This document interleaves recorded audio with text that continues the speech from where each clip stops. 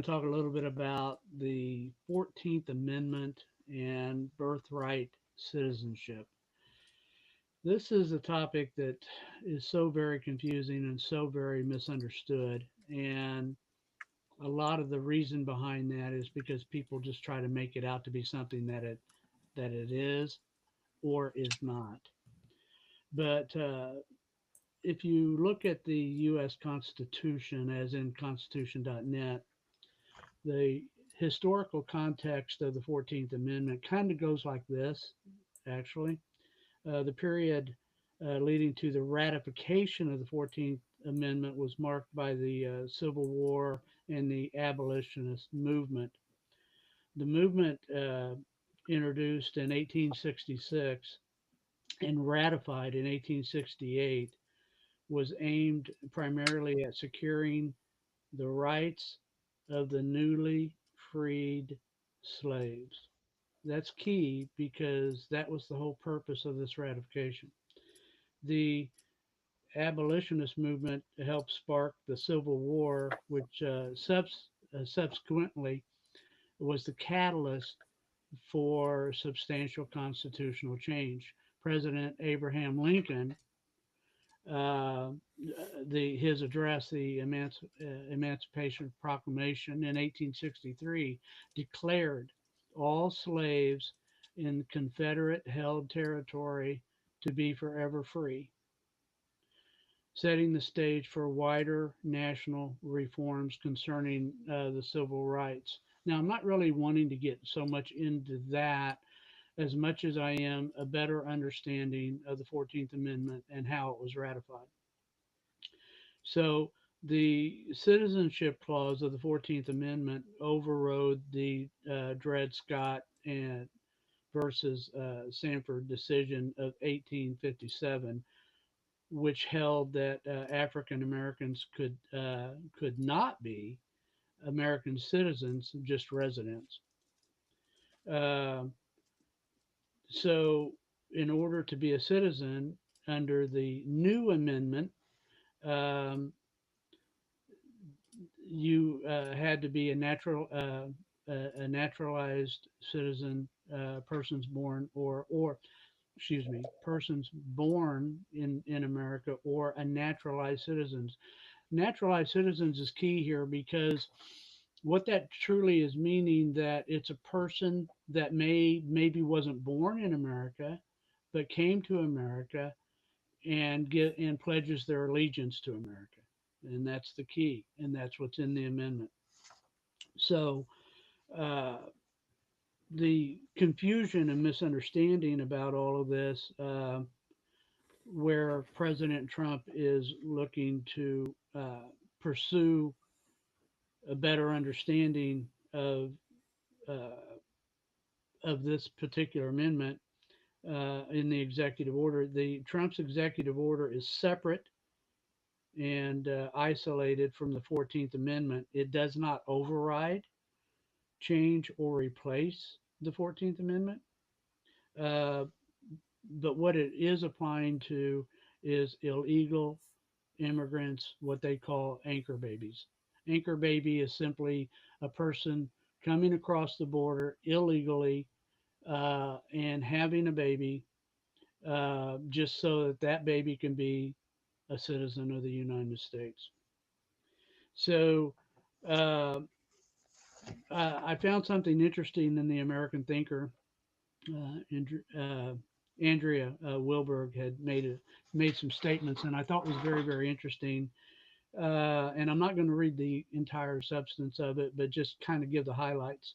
One, uh, English common law, which underpins American law, held that an invader's children, or if you will, illegal aliens' children, are not citizens. To the extent that illegal aliens in America have not entered through invitation, they were not invited here, um, or entered through the legal process. So they come here, they have a baby. That baby is not a U.S. citizen. No matter what people tell you, they're not a U.S. citizen. Two, illegal aliens, and that's the key. Illegal alien. They are illegal. The moment they cross into America, they are illegal. They're felons. Um, so uh, they're here, but they're not a citizen. And number three, the 14th Amendment does not simply say that to be born in America is sufficient, uh, and that falls under that category of naturalization. Naturalization being the parent actually came here via an invitation, uh, or legally entering into the United States to pledge their allegiance to the United States. Therefore, then their children are uh, citizens of the United States. So it's all in how you enter the country. That's the key, and people just simply don't understand that and don't understand the law as it pertains to the 14th Amendment. And a lot of that has to do with something that's happened over the last several years, and it's the way that the press talks about these immigrants. You notice they like to use the word immigrant. They don't like to use illegal. Uh, or in some cases, they say, that they are not naturalized. They just happen to come into America. What they're trying to do is eliminate the word illegal and eliminate the word alien. The word alien simply means a person who was not born in a particular country. They are alien to that country the moment that they step foot into that country. And that needs to be understood, and people just simply don't understand that. So, uh, contrary to popular belief, the 14th Amendment uh, doesn't say that all people born in the United States are actually citizens of the United States because they happen to be born uh, uh, under the auspice of a person that entered illegally there again. And I know I keep hitting on that subject, but it really truly means a lot. Secondly, the 14th Amendment made it clear that it's subject to jurisdiction of U.S. citizens means owning political allegiance to the United States. And by all rights, if you're coming into this country and you intend to stay in this country, then it's up to you to pledge your allegiance to this country, or you are not. You are still considered an illegal alien.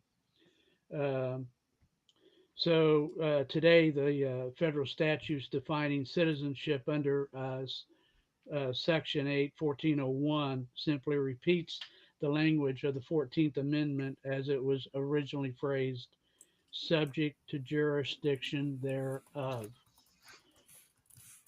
So to kind of wrap this up, um, far from being an attempt to rewrite the Constitution or end birthright citizenship, President Trump's order is a much needed, long overdue course of correction, reversing a decades long policy that was never constitutional and mandated in the first place.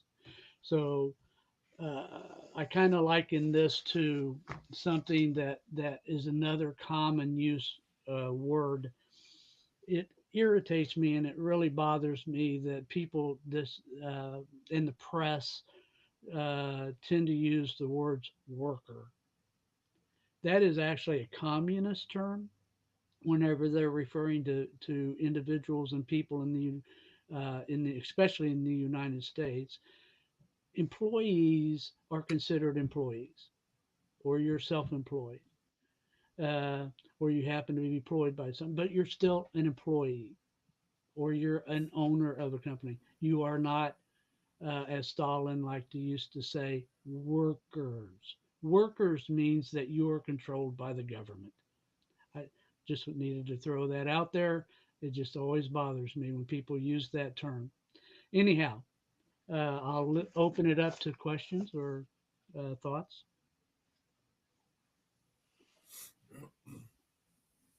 Hmm.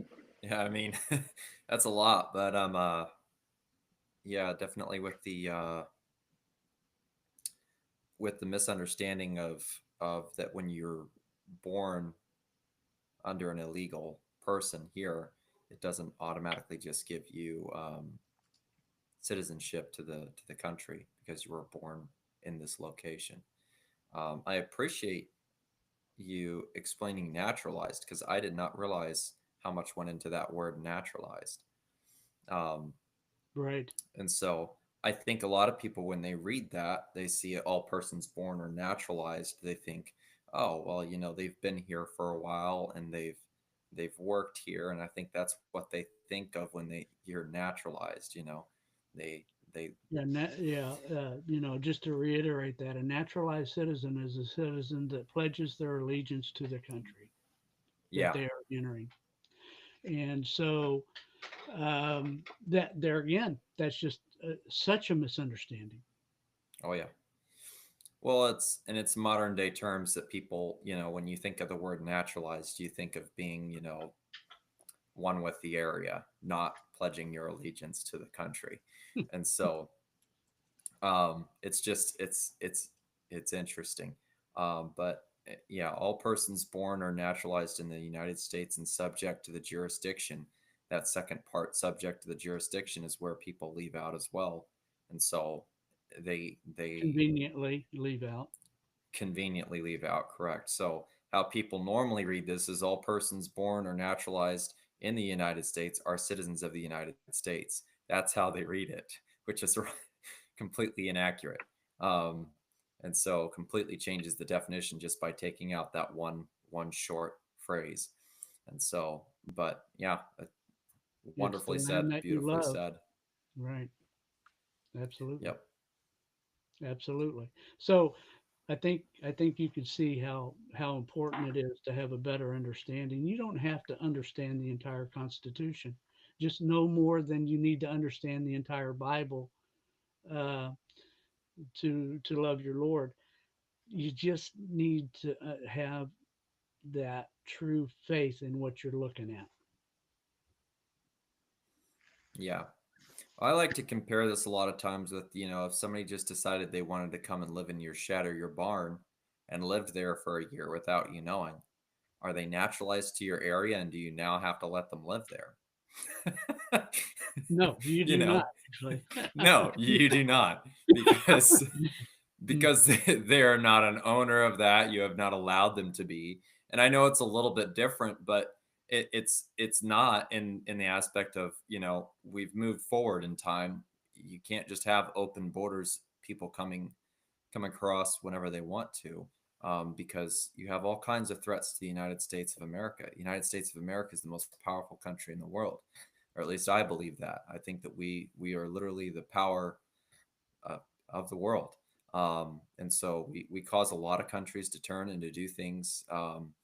Uh, and we're just, our power is kind of scary at sometimes.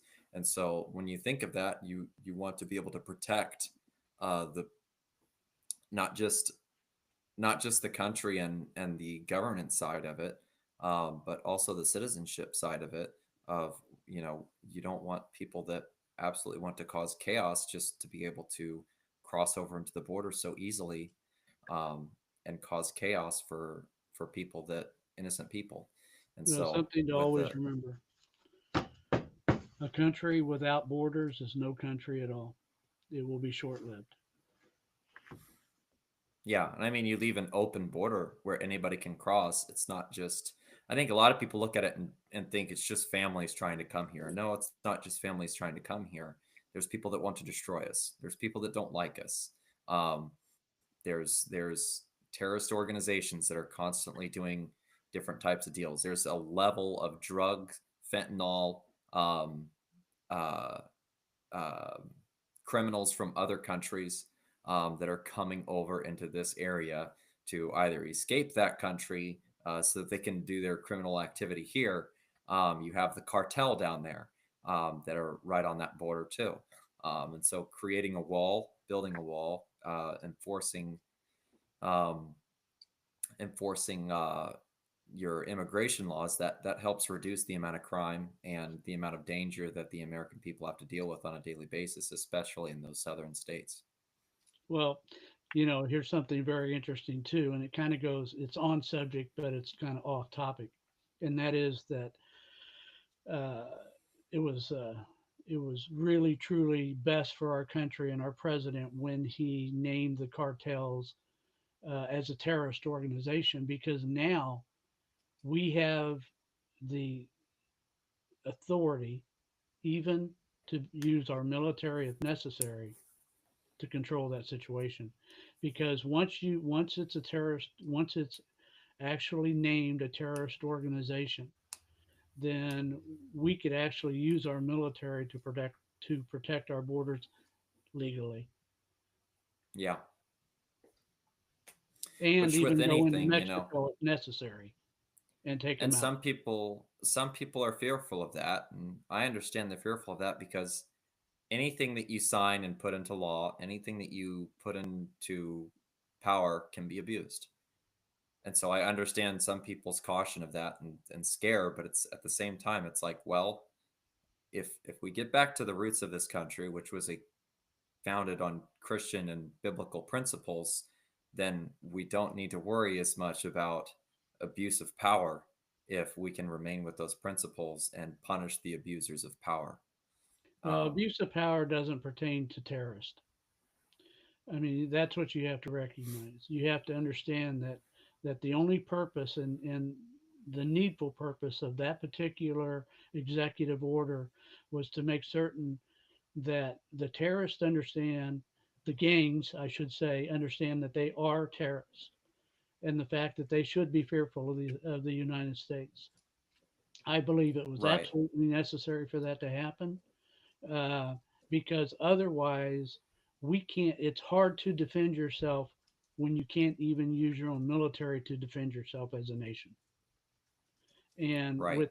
with them crossing and shooting over the border, which they have done just a week or two ago, taking pot shots across the border, they're actually inciting a war. Oh yeah.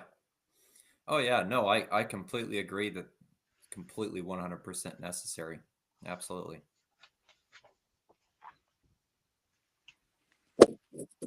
Okay.